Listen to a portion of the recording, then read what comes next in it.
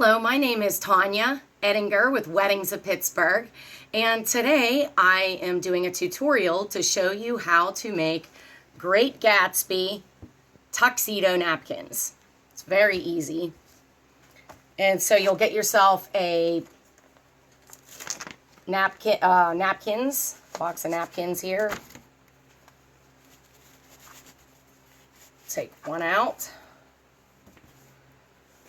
Unfold it, make it into a triangle, make sure it's even. Then you'll put the top down a little bit, just fold it down a little bit, iron if you like,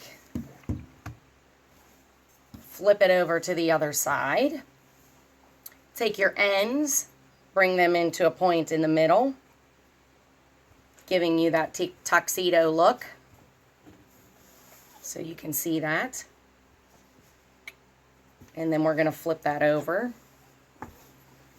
And so you have a square with the neck being facing out. And you're going to take the bottom, turn it up, put each side into the point.